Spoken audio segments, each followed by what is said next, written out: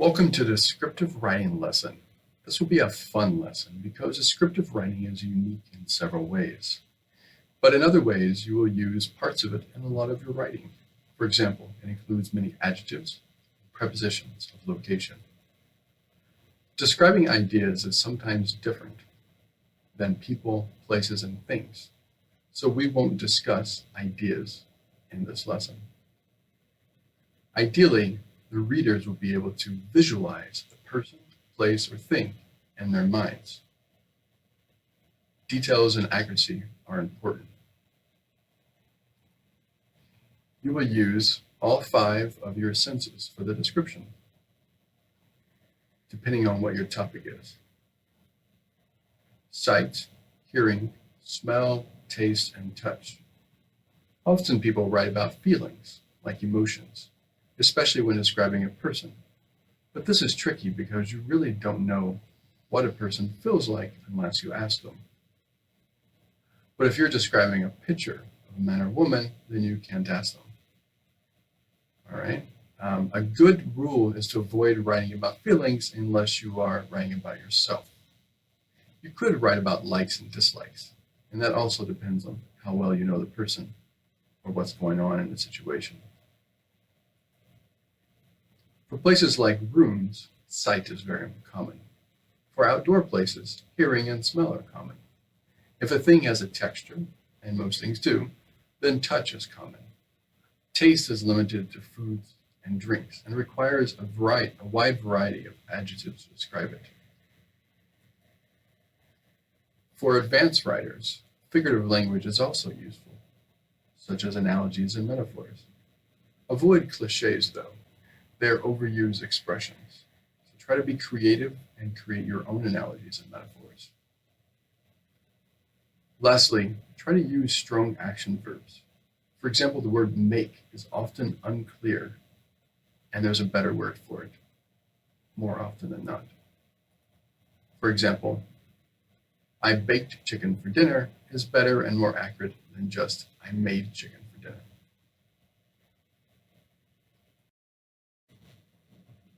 Now let's talk about descriptive writing, format, and organization. As with all academic writing, it's best to start with a topic sentence or a thesis, and that's found in the introduction. Following the introduction, you have the body and the conclusion last. Let's talk about the body. For writing that is spatially organized, which we will focus on,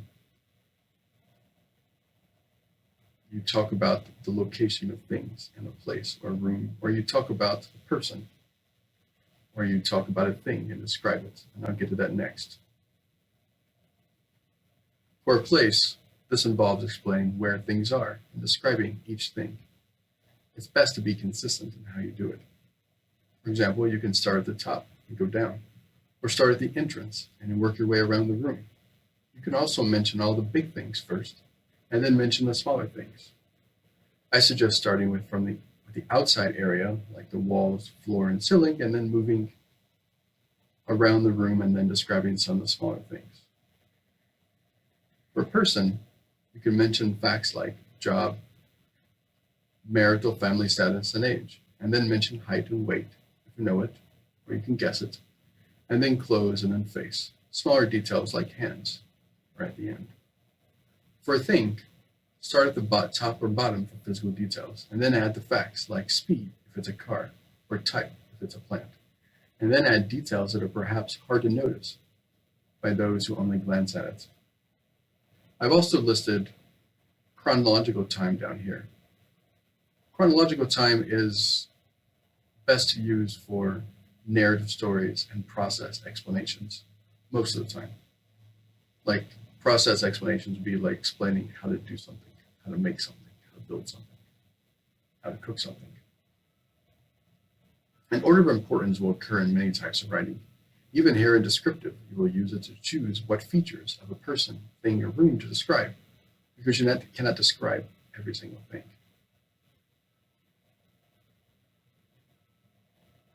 But in the topic sentence, be sure to mention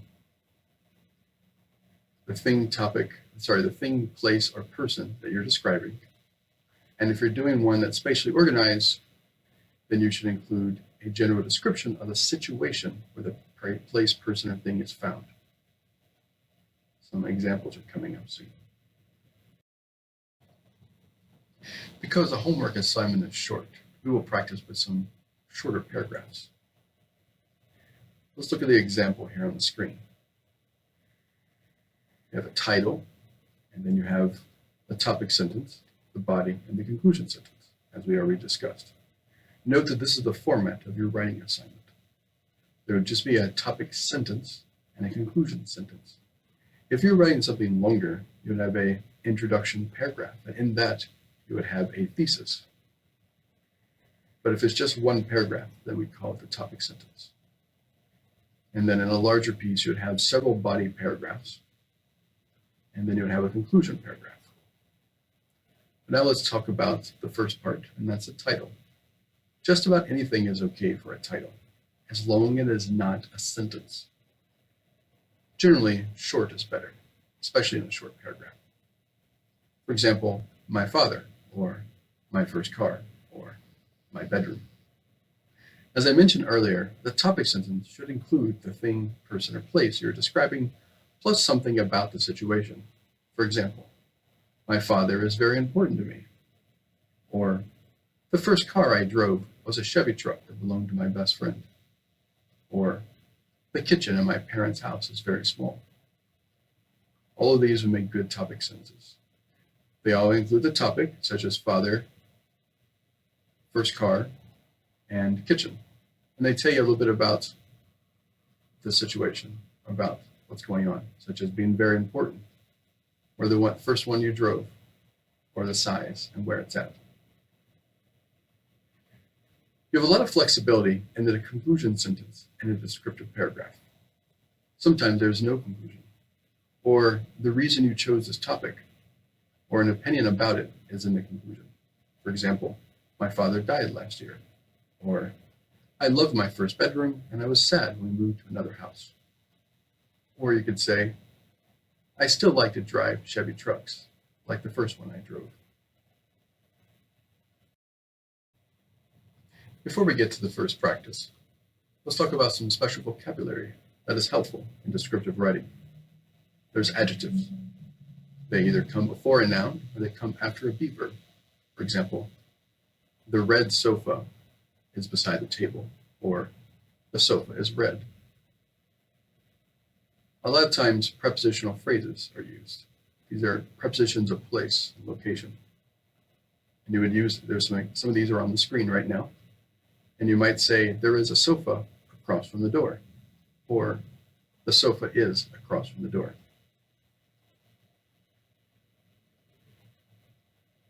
Later you'll learn about, and we talked about in the last lesson actually, about using prepositional phrases as transition words beginning of sentences.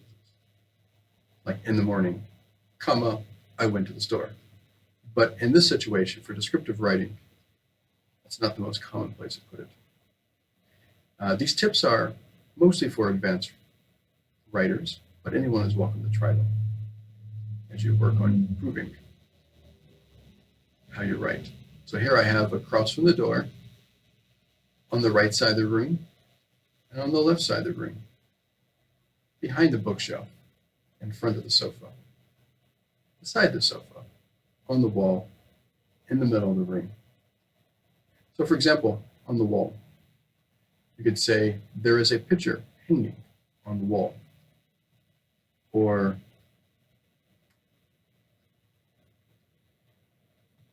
the picture on the wall is very beautiful. Also, we see here behind the bookshelf, or there's a picture hanging behind the bookshelf, or there's a table in front of the sofa. Things like this. I'd also like to draw your attention to the word feel. We talked about this, the 5 senses, and touch was one of those. And we also talked about how people feel. So this is the same verb, but it has 2 meanings. For example, if you have an old couch and it's kind of rough material, you might say the couch feels rough. This is referring to touch. Or you could talk about emotions. You could say, I feel happy. Now let's look at some practice. This practice was written by an advanced student. I'm going to walk through it with you and read it out loud, and I'm going to highlight and mark things just like I would if you turn this in for your writing. So let's begin. My brother's living room. Simple title. Good. Here we have the topic sentence. It has the topic, brother's living room, and it has some information about the situation. This writer felt like that was the most important feature of the room, was that it was comfortable. Point out a few other things as we get going. Notice we have 2 transition words, as we spoke about in the last lesson. These help you separate the paragraph into sections. The first one, if you kind of skim through here, you'll see it's talking about walls and what you can hear and who uses a living room and the colors. And then the second one starts talking about furniture. It talks about chairs, more chairs, a sofa, and it talks about fans and a fireplace and things people use. And then at the end, we have the conclusion.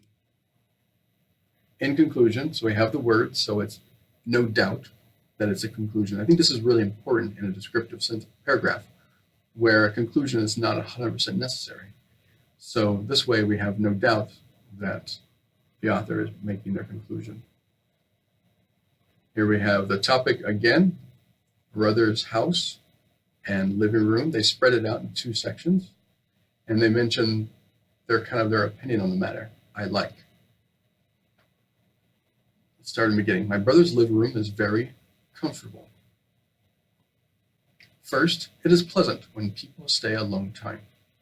My brother and his family are very organized, and they pay attention to all the details. The walls are painted. There should be no of, should say just they are painted relaxing colors like beige and green. It is very silent, so I can listen to the birds and the wind that blows the leaves. We have another transition word here, very nice. In addition, I love its smell because his wife always has flowers. Coordinator here, so I can smell their sweet scent.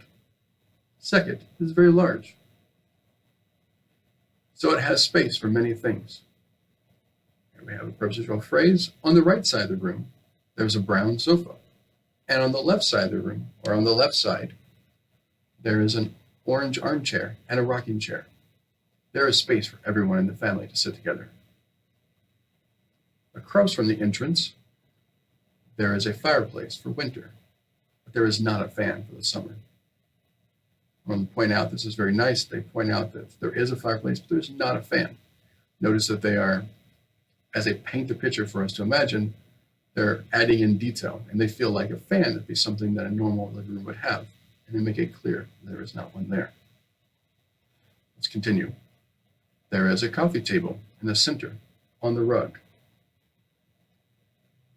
a TV table, and a small shelf for the stereo system. There is one large window. In conclusion, I'd like to visit my brother's house and sit in his living room.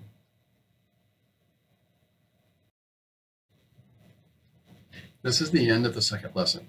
Next week, we will discuss cause and effect writing. Your homework is due on Wednesday, and I will try to get it back to you by the following Monday.